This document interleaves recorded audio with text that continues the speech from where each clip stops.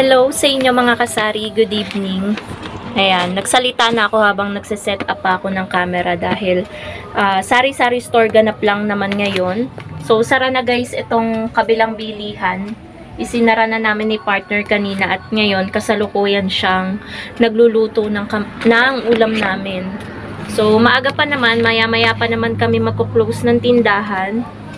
So, magyayaw-yaw muna ako ngayon.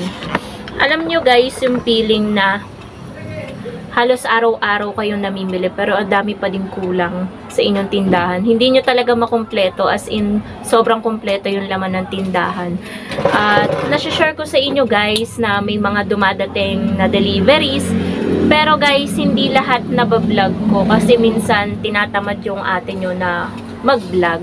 Tulad kanina, may dumating yung ahente po natin ng soft drinks kasi 2 days na silang delay yung delivery. Dapat nung Wednesday pa yon.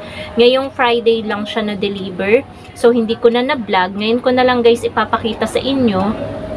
And at the same time, kahapon, namili din kami ni partner sa Dali. Tapos, ngayong araw na to, namili ulit kami sa Dali. Pero ang dami pa rin mga wala na items kay Dali, kaya hindi pa rin namin halos na kumpleto. As in, sobrang mabenta kasi ang tindahan ngayon guys. Yung bawat nagkakaroon ng benta, yun yung pinangpapamilin namin agad-agad. Tulad kanina, nagpunta kami ng Dali, 1,000 plus yung dala ko, ubos po yun. So, sobrang lapit lang naman ng Dali dito guys, dulo lang ng aming barangay, kaya mabilis lang talaga. So, napunit pa nga yung may pinabalik pa nga, inutusan ko si partner na ibalik.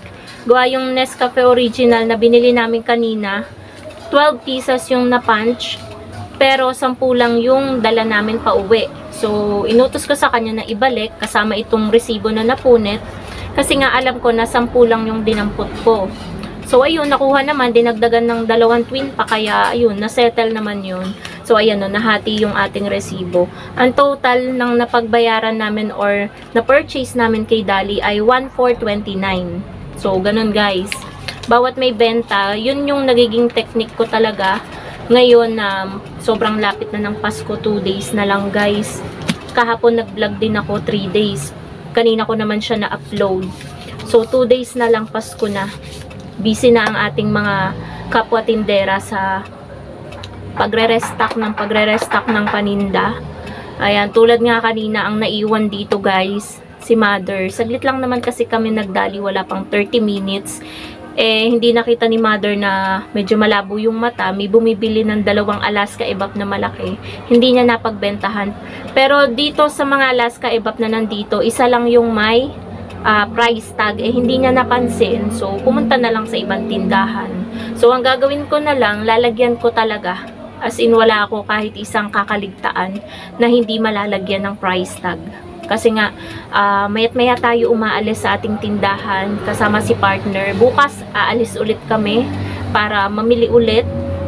And sana may sahod na tayo kay Lolo Whitey para merry naman ang Christmas natin. So, sana pumasok na yung sahod natin kay Lolo Whitey. Thank you so much sa panonood nyo parate mga kasari and sa support. Sana hindi kayo magsawa.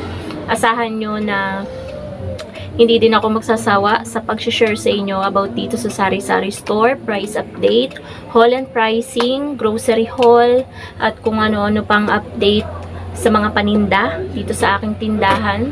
So, ayan, mag-update lang tayo mga kasari. Ipi-flip ko yung camera para makita nyo yung status ngayon ng tindahan. Pero hindi siya masyadong kaaya-aya dahil meron na naman, hindi talaga makumpleto Kahit anong gawin natin guys, kahit mayat-maya tayo umalis, talagang hindi ko nakukumpleto yung mga ubos at ubos kasi nga napakabenta ng ating sari-sari store ngayon. So, tapos yung pupuntahan pa natin, yung hahanapin natin ay wala pa. So, hindi talaga makukumpleto. So, ayun po mga kasari, update ko na kayo sa status ngayon ng tindahan 2 days before Christmas. So, ayan po mga kasari yung status ng ating tindahan ngayong gabi. 2 days before Christmas. Sobrang mabenta din po ng mga cup noodles, mga Lucky Me beef at chicken, pansit canton. Yun yung isa sa mga pinamili namin kanina kay Dali. yung cup noodles guys, dahil walang masyadong cup noodles, panay seafood yung nakita ko kanina kay Dali, hindi na rin ako bumili. Kaya yung cup noodles natin, ubos na talaga dyan sa taas. Hindi talaga na kumpleto. Pero ayan guys, yung status ng ating tindahan. Tsaka ito sa baba, ang dami nating stocks na mismo. Ayan guys, oh. Eto, binili namin to kay Dali, itong Mountain Dew, dahil wala naman akong ahente ng Mountain Dew. So, ayan lahat yung stocks natin ng mga mismo. Halo-halo na dyan. May root beer, may Minute Maid, may Cobra, may Sting, may Royal, Coke, at Sprite. Kompleto na yan. Mountain Dew, syempre, hindi mawawala. So, ayan ang stocks natin. Yung stocks natin, guys, ng alak, hindi siya kumpleto. Kasi ang hirap ilagay dun sa sulok na yun. Talagang nasusugatan yung aking mga daliri.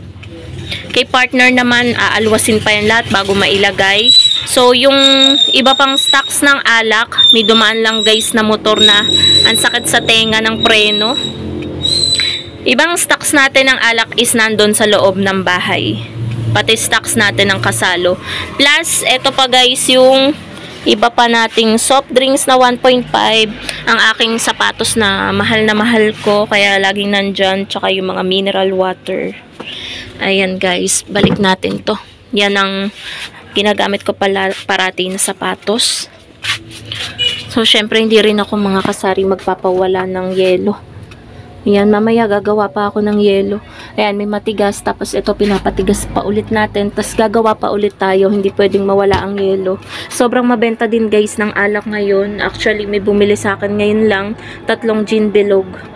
Kaya hindi din tayo pwedeng magpawala ng alak talaga. Ito guys, ang hindi ko talaga makumpleto eh. Makukumpleto ko siya pero saglit lang. Dahil sobrang mabenta po ng kape.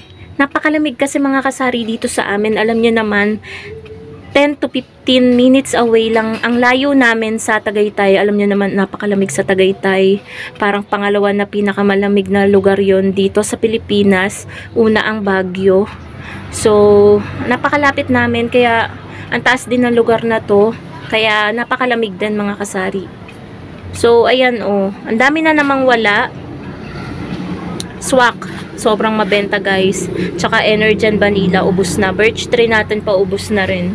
Buti na lang last alis na namin ni partner bukas. So sana makumpleto ko yan. Ayan. Tapos kanina guys, biglang nagpa-order si Tindahan Club. Sabi last order, akala ko naman madedeliver siya ora-orada before Christmas pala. After Christmas pa madedeliver. Wednesday pa daw. Monday ang Christmas. So, di ba, hindi aabot. Aabot siya sa New Year. So, ayan guys. Okay naman yung stocks natin ng biskwit. Yan, dahil nakapamili tayo kay Dali kanina ng Dewberry, tsaka cream o. May kamen. Kamen. Ayan mga kasari, bumili lang yung kapatid ko ng isang stick ng sigarilyo. Bukas is Friday pala ngayon, 'di ba? Bukas pala dadating yung ahente natin ng itlog. Kaya kukuha tayo dahil sobrang mabenta din guys ng itlog. Grabe, bumili si customer ng itlog. Kahapon ito ay 2 tray at ano pa. Ngayon kulang-kulang 1 tray na lang siya. Kanina nga kasi may bumili na bata. 15 pieces. Ganun, bumili dito guys. Tapos, 4, 3. Kaya, ang bilis maubos. Pack na pack ngayon yung sales natin guys. Nito mga nakarang araw. Siguro hanggang New Year na yan. Kaya, thankful tayo kay Lord. Thankful tayo sa ating mga customer at suki. So, yan guys, yung ganap. Nag-uubos lang kami guys ng siomai. Ilang order na lang yan. Last tinda na namin yan kasi mag-New Year, magki-Christmas na at New Year. After New Year na lang siguro kami ulit magtitinda or mga 27, ayun. Mga isang bilihan tapos pahinga ulit kasi maraming pagkain mag-New Year. So yan guys yung status ng tindahan. Bukas siguro baka mamili kami. Dahil hindi naman namin lahat nabili. Dala ko pa nga itong, listahan ko kanina, ilan lang yung nabili namin dyan. Laki may beef, chicken, tsaka mga pansit canton lang ang nabili namin dyan. Tsaka Great Taste Choco, yun lang. Yun lang, tsaka Nescafe Original. The rest, wala. wala si Dali. Kaya yan yung mga bibilhin namin bukas kapag umalis kami. At sana may sahod na tayo sa ating YouTube channel para merry ang Christmas natin. At yung iba kasi doon guys is pangpapermit ng tindahan kasi hindi 'di ba kami nakapag-ipon ng pampapermit galing dito sa tindahan dahil 'di ba may problemang dumating sa amin, na aksidente kami. Doon lahat napunta yung aming kaperahan. Kaya hindi kami nakapag-ipon. Yung ipang papapermit ko sa January 9 is galing lang yun talaga lahat sa sahod ko dito sa pagbablog. So, ayun, super thankful pa din ako guys kahit hindi kalakihan yung sahod natin. Ang laking tulong po mga kasari. Kaya araw-araw din akong nag-a-upload. Ayun, hindi lang basta ano na yun basta para sumahod. Parang naging hobby ko na din. Parang kasiyahan ko na din. Parang hindi na rin mawawala sa lifestyle ko. Yung araw-araw kong ginagawa yung pagbablog and then pag-a-upload. So, yun lang mga kasari. Sana nagustuhan nyo yung update ko ngayong Friday dito sa Sari-Sari Store, dito sa tindahan. Thank you so much for watching and advance Merry Christmas po sa inyong lahat. Bye guys!